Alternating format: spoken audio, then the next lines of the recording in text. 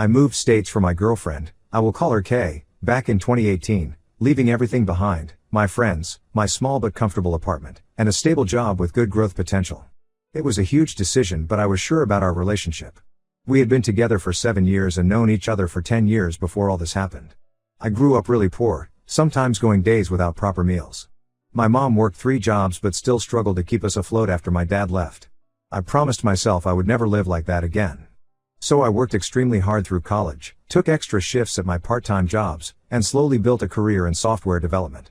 Every decision I made was focused on building financial security. Kay was completely different. She worked at a special needs housing facility for 10 years, making just $14 an hour with no benefits. Her job involved feeding, bathing, and caring for adults with severe disabilities. The work was physically and emotionally draining, but she loved helping people. I kept pushing her to look for better opportunities. There were plenty of healthcare jobs with good benefits where she could still help people. But she was content staying in a job that barely covered her bills. The job issues caused constant arguments between us.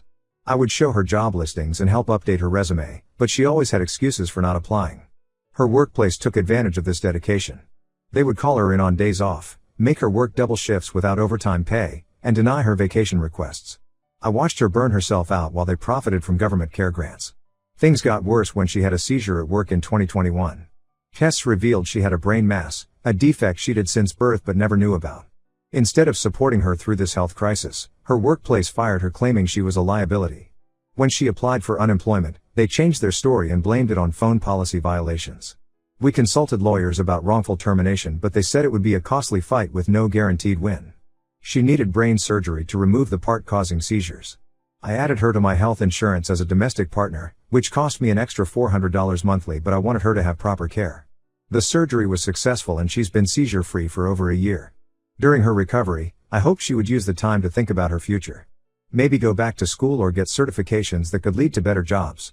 Instead, she took another low-paying position at a daycare with no benefits or growth potential.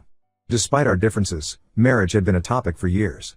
I put it off because I wanted us aligned on important things like finances and future goals. Eventually, I felt ready to commit after she agreed to work on building more security together.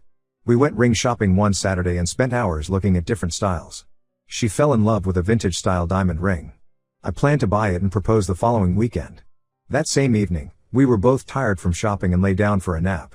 While she slept, I had a sudden urge to check her phone, something I'd only done twice before in 7 years. What I found destroyed me.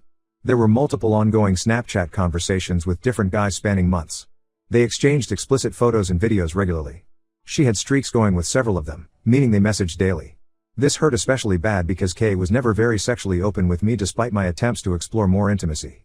She would get uncomfortable talking about sex and rarely initiated anything. Yet here she was sending provocative content to random men and having sexually charged conversations. When I confronted her, she became violent, scratching my arms and chest, ripping my shirt trying to get her phone back. She left to stay with a friend while I remained at her mom's place since I had nowhere else to go in this state. When we finally talked days later, she claimed she felt inadequate because of our work arguments. She said my pushing her to find better jobs made her feel like a failure. The attention from guys online gave her validation when she felt worthless. I know I pushed hard about her career, but I only wanted her to reach her potential and have security. We tried working things out with therapy and medication, but 2 months later I'm struggling worse than ever. I started vaping again after being nicotine-free for a year. I drink most nights just to quiet my mind enough to sleep. My work performance is suffering and I've had to take several sick days when the anxiety gets overwhelming. Kay was my first real love long before we dated. We both dated others before reconnecting years later. My heart says to try forgiving her, but my mind says to leave. I have abandonment issues from my father leaving when I was 8. I don't maintain many close relationships besides Kay since I tend to get too clingy and push people away. Leaving means being alone in a new state while managing thousands in medical debt from her surgeries. My career is going well here with 2 promotions in 3 years. Going home feels like giving up my success. I've had suicidal thoughts recently after being stable for 6 years. I just need advice on processing this betrayal and deciding whether to try trusting again or walk away. Both options feel impossible right now. My walls were up for good reason and this proves I can't trust anyone. But being alone terrifies me too. Any insight would be appreciated. Update 1: After reading hundreds of comments urging me to end things, I finally gathered the courage to break up with Kay. I waited until she left for her morning daycare shift, then spent 3 hours packing my stuff. A colleague helped me find a small studio apartment near work. Those first few days alone were brutal. I barely ate or slept, just lay in bed staring at the ceiling. But I forced myself to keep showing up at work since my career is all I have left. Kay bombarded me with calls and messages. Most were crying apologies, but some turned angry, accusing me of abandoning her like everyone else. After a week of ignoring her, I agreed to meet at a local coffee shop, thinking it would give me closure. I showed up to find her clutching a thick manila envelope. Inside were printed screenshots of all her Snapchat conversations. She said she wanted complete transparency to rebuild trust. As I started reading through them, my hands began shaking. The messages went back over 2 years, long before her health issues started. She had been exchanging explicit photos and videos with at least 5 different guys throughout our relationship, including a coworker from the special needs facility. When I questioned her about the timeline, she broke down sobbing in the middle of the cafe. She admitted using her brain surgery recovery as an excuse to step up the behavior, but it actually started because she felt lonely during my late work hours.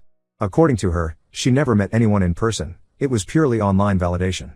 But then she accidentally mentioned one guy bringing her lunch at work several times. I stood up to leave, but she grabbed my arm hard enough to knock over my coffee. She started yelling that I drove her to do it by making her feel financially worthless. The cafe staff had to come over and ask us to leave. Out in the parking lot, she followed me to my car, screaming that I always made her feel stupid for wanting to help people instead of chasing money like me. I told her that was a pathetic excuse for betraying someone's trust for years.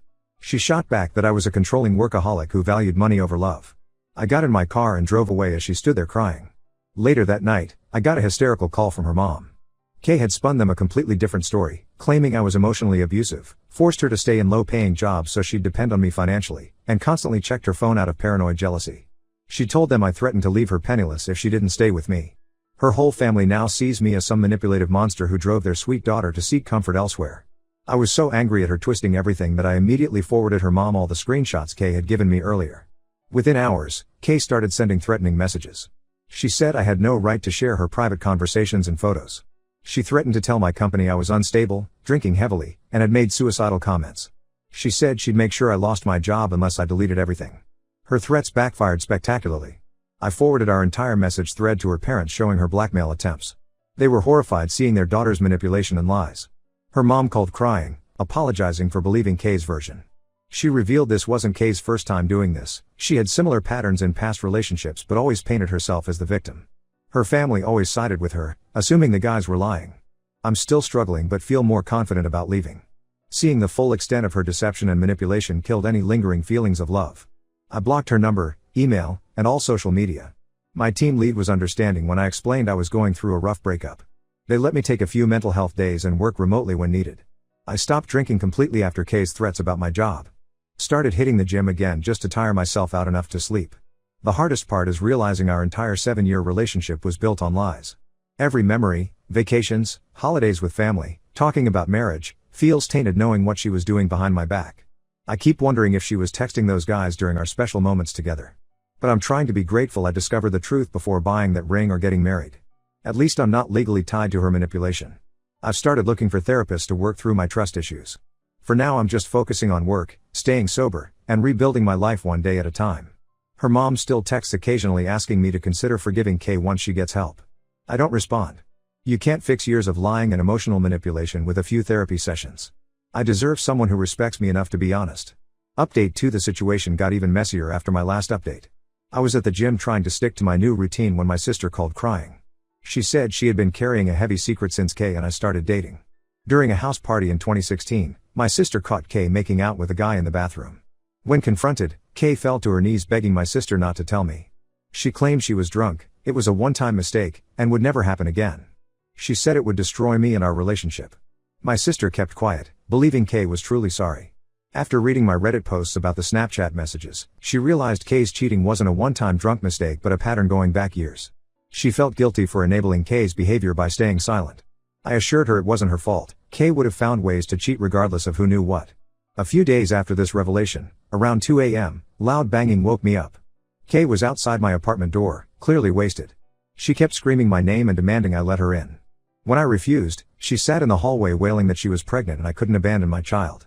Several neighbors came out to see what was happening. Security had to physically escort her out as she fought them, still screaming about being pregnant. I immediately texted her mom about the incident, suggesting she get Kay medical attention since she was heavily intoxicated and claiming pregnancy. Her mom confirmed my suspicions. Kay wasn't pregnant at all. She had been drinking heavily since our breakup, missing work, and having emotional outbursts. The daycare put her on probation after multiple hungover incidents where she snapped at children. Instead of accepting responsibility, Kay blamed me for destroying her life. She spread rumors that I leaked her private photos online as revenge for breaking up with me. Some of her coworkers and mutual friends believed her, flooding my social media with hateful messages calling me abusive and threatening to report me for revenge porn. I consulted a lawyer about getting a restraining order given her escalating behavior. While documenting evidence of harassment, I discovered something shocking. Kay had opened several credit cards in my name while we lived together. She racked up over $12,000 buying clothes, makeup, and gifts for herself. She intercepted the mail so I never saw the statements. My lawyer advised filing a police report for identity theft.